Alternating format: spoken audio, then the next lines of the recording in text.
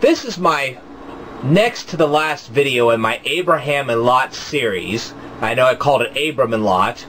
And I wanted to tell these people what all of this story about Abraham and Lot would actually mean to a homosexual and a transsexual. In my next video I'm going to cover transsexuals, but I'm going to cover homosexuals here.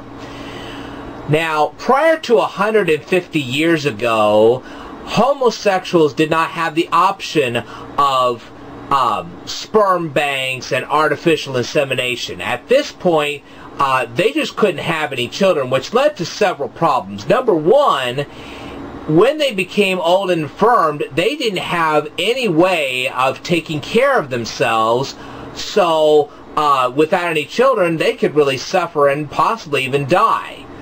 But nowadays, they have artificial insemination, which for many families is a godsend, but it can lead to some problems of its own.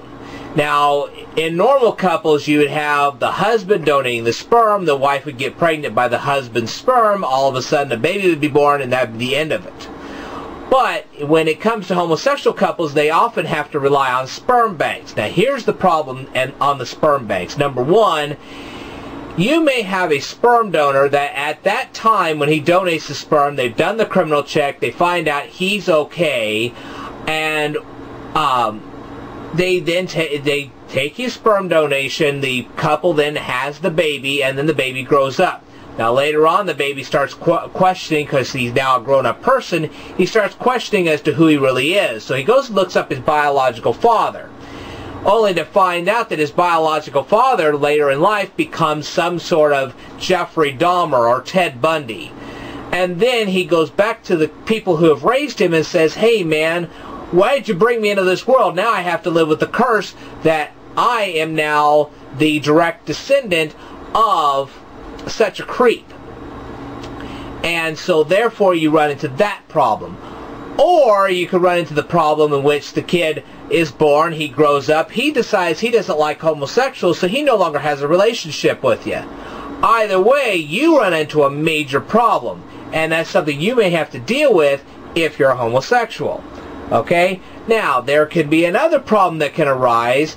Say you don't have kids. Well then, if we have a whole bunch of people not having kids in our country, that leads to a national defense problem, because let me tell you something. If you don't have kids defending our country, at a certain point, we lose our freedoms. Our freedoms are only here in this country because we defend them.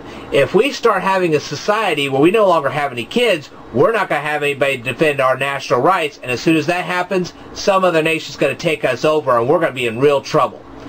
But to answer Jax Loves You, she was asking, is it appropriate to have gays in the military? Well, my answer to that is this. One, if they're not making a public display of themselves, if they're not standing there trying to draw attention to what they are, I really don't see any problem with that.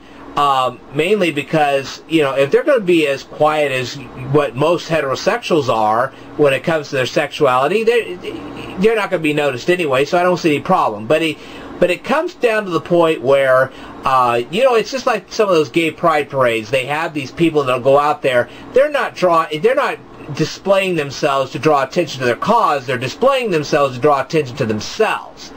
And I think you know the difference between people that are trying to promote a cause and other people that are trying to promote themselves. And there you have the problem. Now, the other problem is, if these people are like practicing polygamy or whatever, and they're starting to spread a communicable disease. We don't want a communicable disease running through the military. So if we find somebody that's homosexual and he's trying to spread a communicable disease to the military, we need to get him out as quickly as we can, because that's leading into a problem where our military could die, and we don't want that to happen. So those are some kind of things to consider. So yes, if homosexuals want to be a part of the military, that's fine, as long as they don't make a public display of themselves, and certainly if they're not spreading a communicable disease, then you have that problem. Okay? Now, personally, when it comes to adoption, I'm a Christian, and no, I don't have any kids. But if I ever didn't have any kids, I would not want them adopted by some non-Christian home. So if you had a homosexual couple that wasn't Christian, I wouldn't allow them to adopt my kids. And that's something that people need to consider when we're dealing with a subject like this.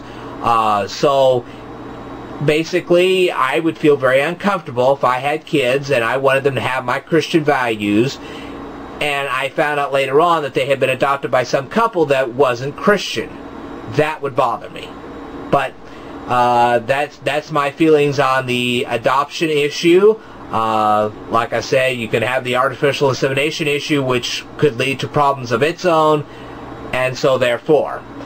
And like I said, prior to 150 years ago, they didn't have artificial insemination, so you could end up in a situation where nobody took care of you. Now, even in our modern society where they do have artificial insemination, if the kid decides that he doesn't like you, you could end up in some kind of a nursing home, and you could be in some serious trouble in a low, run-down nursing home, and then nobody there to rescue you. That could be a problem in itself. Alright, I'm going to tell you more in my final video, so stay tuned.